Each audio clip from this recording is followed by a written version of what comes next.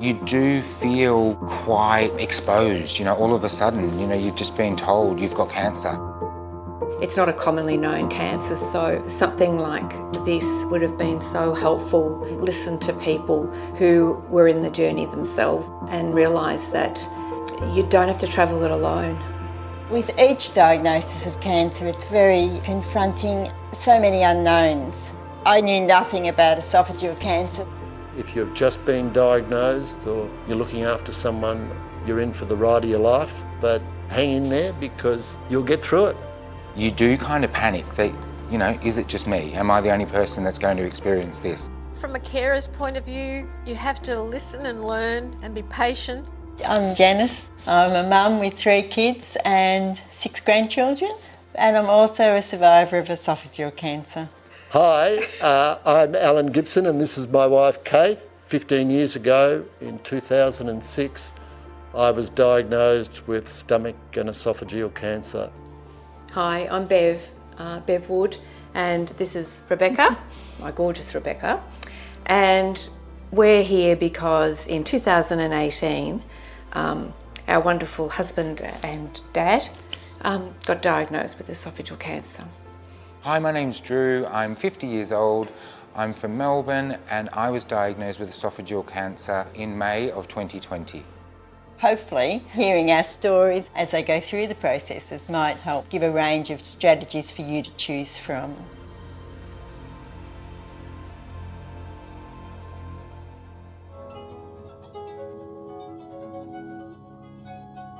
For me at 49, I heard those dreaded 3 words, you've got cancer.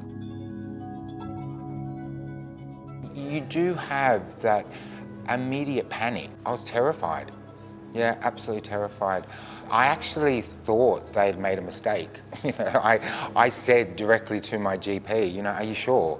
Are you sure you're actually looking at the right chart? This doesn't happen to me. Richard was diagnosed in around February 2018.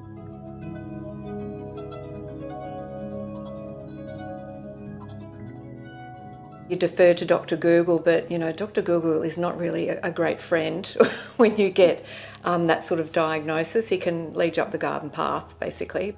You learn very quickly that you're not invincible, and you're pretty fragile, but you're more resilient than you think you are.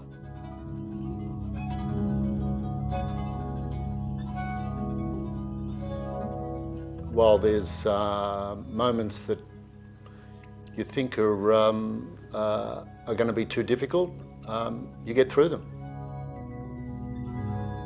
I knew nothing about esophageal cancer, so it's scary. How sick will I get? How much pain will I be in?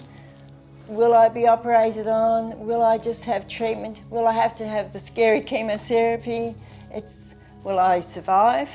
It's a lonely and a scary time. I really didn't know anything about cancer. The only knowledge I had was what I saw on television or in a movie. It's not a commonly known cancer, so there wasn't a lot of information out there. So I just think something like this would have been so helpful to watch and listen to people who were in the journey themselves and realise that you don't have to travel it alone. I did the whole why me, in my head, and then I also just sort of thought, well, Drew, really, why not you? Why does anybody deserve a diagnosis of cancer, particularly esophageal cancer, more than you? We can be stronger than we think we are, and that we learn the priorities of life. Very cliched to say, but you learn that life is those problems and you get through them, and you appreciate your family and friends and the simpler things. It's a very, it's almost an enriching part of your life, but it's not, because it's a horrid thing to experience, and you don't want people to go through that, but it is an enriching part of your life. I learnt that I have a great family.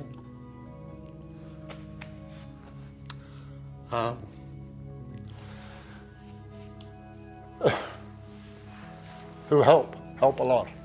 I mean, you take things for granted, but when the chips get right down, your family get behind you very quickly and help, and you need it.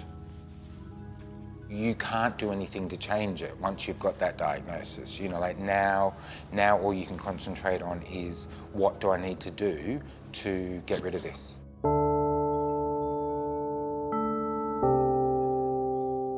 Do you have a lot of time that is a self-reflection, I guess? Not so much loneliness, it's self-reflection time of how you're going to cope with this and getting yourself in that mindset of getting through.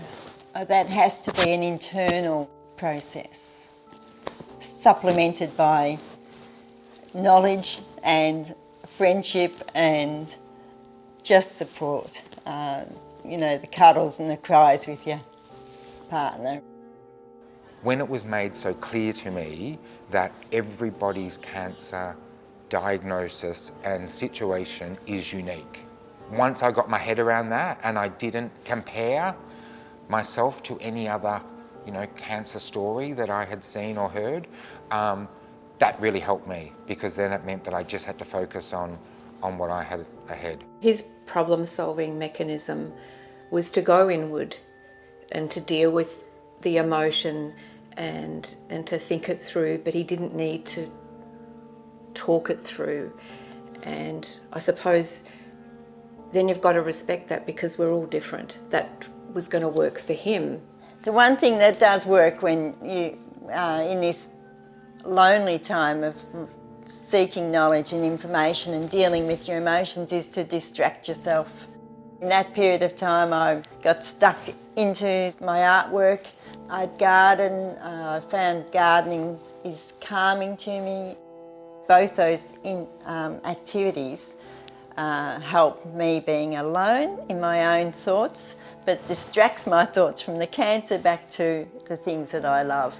I had some friends that offered a lot of advice, and a lot of it was unhelpful. They mean the right thing, but you're better off getting the advice from the right place. We restricted who we spoke to at all, my husband and I. We didn't tell our children for a while because we found that we wanted to tell them facts. I made a list.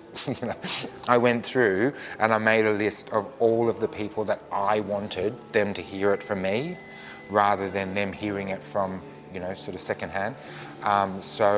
And once I'd made that list, and once I'd called my friends and let them know what was going on and what I was about to, what was ahead of me, I felt so incredibly protected then, and I knew that they were going to support me the whole way through it. Face your fears, write down your questions, experience whatever emotions you have to do, share those emotions with the people that are the closest to you, because you do need to let it out and share. Don't Google, don't worry about what's happened in the past, what other people have experienced. Just look forward, because you get through it, and advancements and moving along all the time. So take time for yourself, keep yourself distracted, and you'll get through it.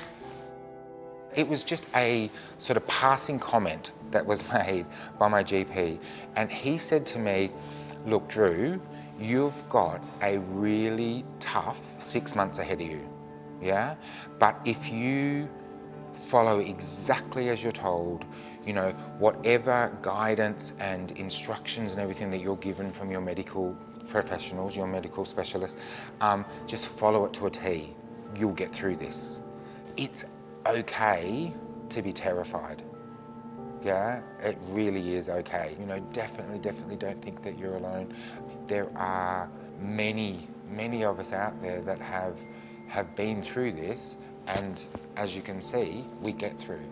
Yeah, just know that you're not alone. Listen to what they tell you and follow it.